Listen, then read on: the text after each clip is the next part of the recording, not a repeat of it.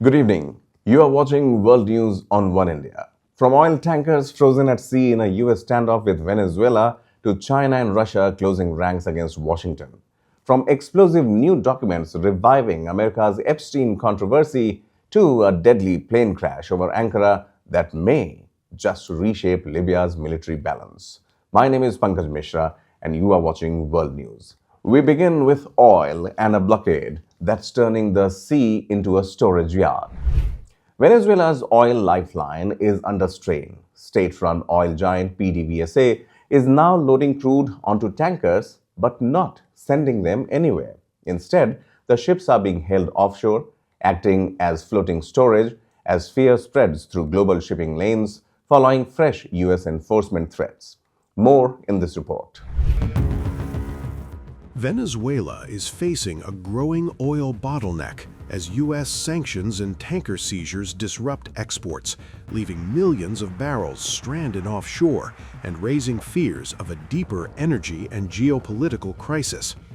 According to Reuters, Venezuela's state-run oil company, PDVSA, is now loading crude and fuel oil onto tankers, only to keep them anchored in Venezuelan waters.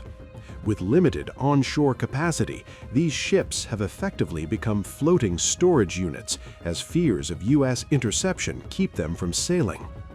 Venezuela faces oil bottleneck as U.S. sanctions strand tankers at sea. The crisis intensified after President Donald Trump announced a naval oil blockade targeting sanctioned vessels. Shipowners have grown increasingly wary following U.S. moves to intercept and seize tankers, sending a chilling signal across global shipping markets. Trump's naval blockade spooks shipowners as U.S. targets Venezuelan oil flow. More than a dozen fully loaded tankers are now stuck offshore. PDVSA, pumping around 1.1 million barrels per day, is rapidly running out of space, especially at the key Jose terminal, the heart of Venezuela's oil exports. The crunch is sharpest in eastern Venezuela.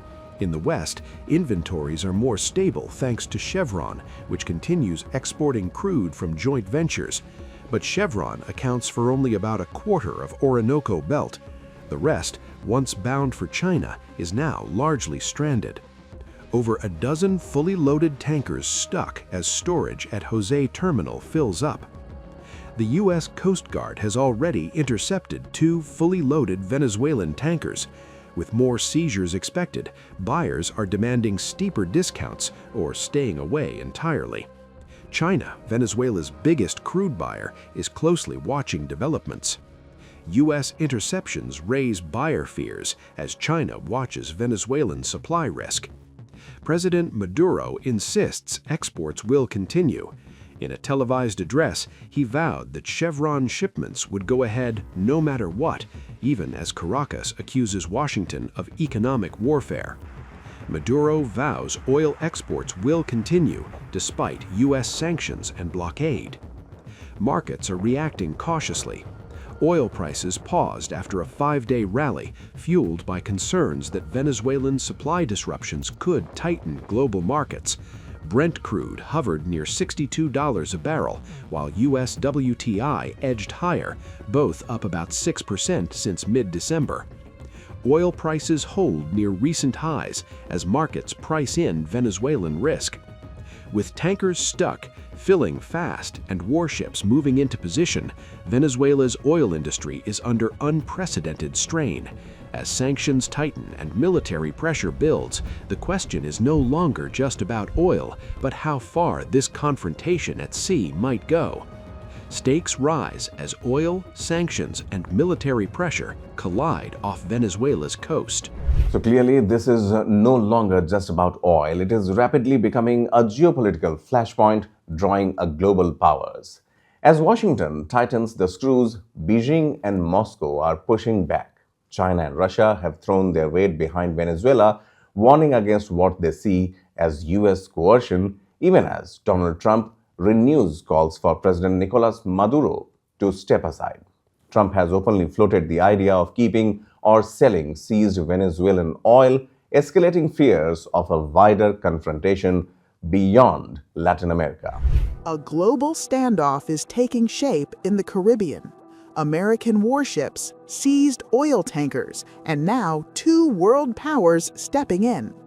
As Washington tightens the screws on Venezuela, Russia and China are moving to back President Nicolas Maduro, raising fears that a regional crisis could spiral into a wider geopolitical confrontation.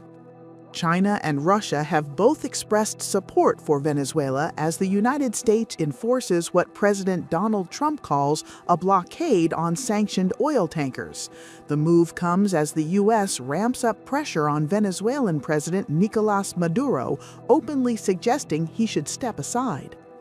Trump has reiterated that the United States will keep or sell oil seized off Venezuela's coast.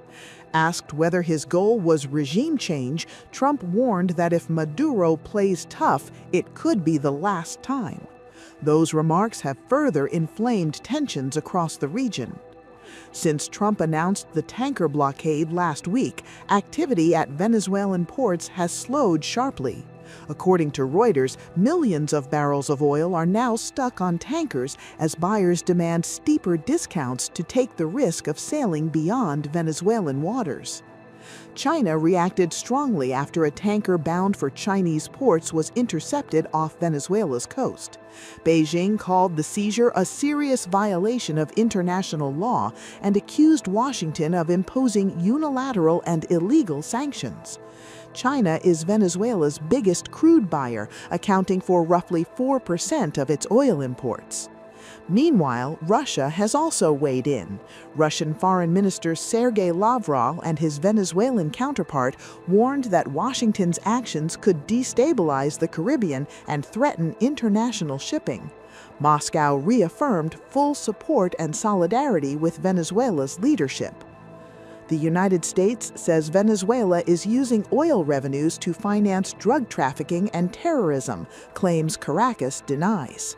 U.S. forces have since launched strikes on boats Washington says were linked to drugs, operations that have reportedly killed more than 100 people. Venezuela fears Washington is pursuing regime change. Maduro has accused the U.S. of international piracy and warned that the country will defend its sovereignty. On Monday, he fired back at Trump, urging the U.S. president to focus on domestic issues instead. With U.S. warships, seized tankers, and now Russian and Chinese backing for Caracas, Venezuela has become the latest flashpoint in a rapidly polarizing world. Now, from geopolitics to politics closer home in the United States, an old scandal is once again shaking the system. A new release of documents linked to disgraced financier Jeffrey Epstein has reignited political controversy in Washington, placing President Trump back under the spotlight. The files released by U.S. Department of Justice include emails, flight records, handwritten notes, and disputed material running into tens of thousands of pages. Officials caution that some claims may be unverified or sensational, but the political fallout is already happening. Take a look. A new batch of Jeffrey Epstein-related files released by the U.S. Department of Justice has reignited questions about former President Donald Trump's past association with the disgraced financier, raising issues investigators themselves caution may include disputed or unverified material. First, flight records. An internal January 2020 email from a Manhattan federal prosecutor states Trump traveled on Epstein's private jet at least 8 times between 1993 and 1996, more frequently than previously known. The email circulated internally for situational awareness, suggesting investigators were struck by the volume. Second, who else was on board? The same email notes that on at least 4 flights, Epstein's associate Ghislaine Maxwell, later convicted of sex trafficking, was present.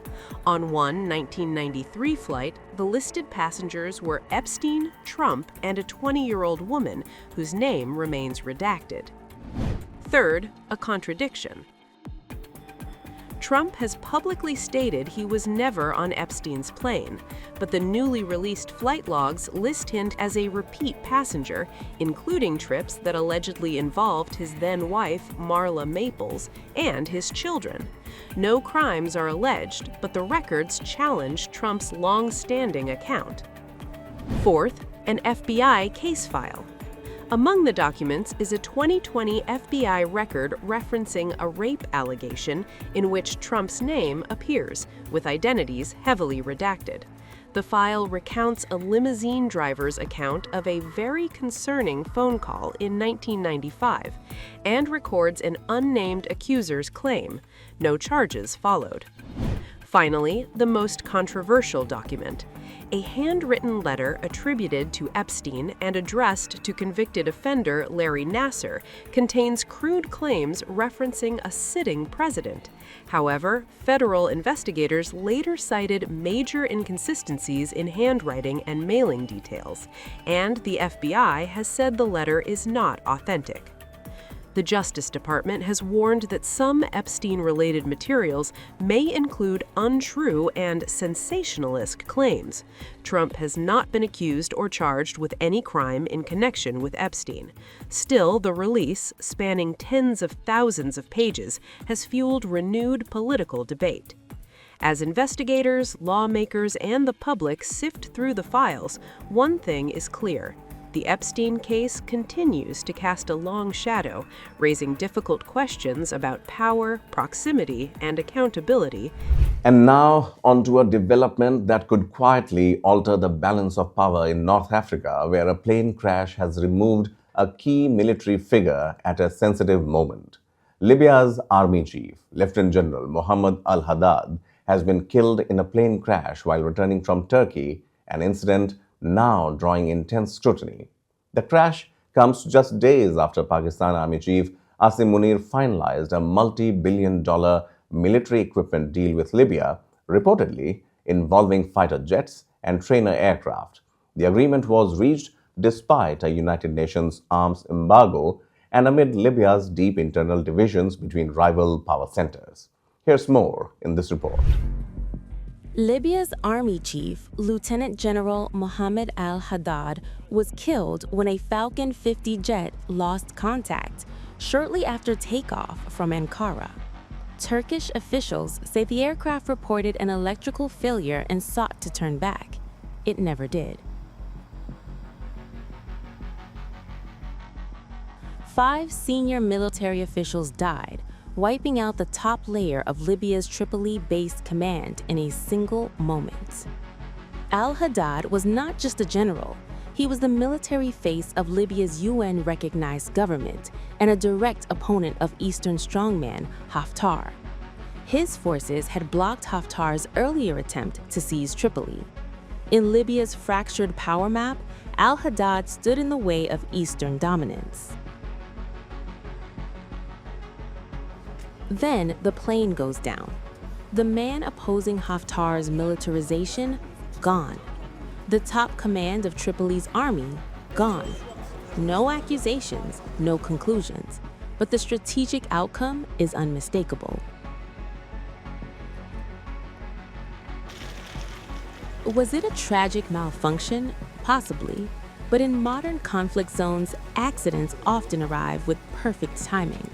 From the Middle East to Eastern Europe, unexplained crashes have historically followed arms deals, power shifts, and inconvenient commanders.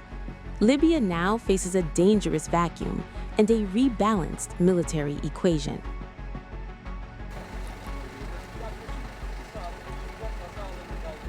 So, oil, power, politics, and conflict. From the Caribbean to the Mediterranean, tonight's stories remind us how quickly local issues can turn into global crises. That's world news. We will continue tracking these developments closely. One India wishes all of you a Merry Christmas. See you soon. Subscribe to One India and never miss an update. Download the One India app now.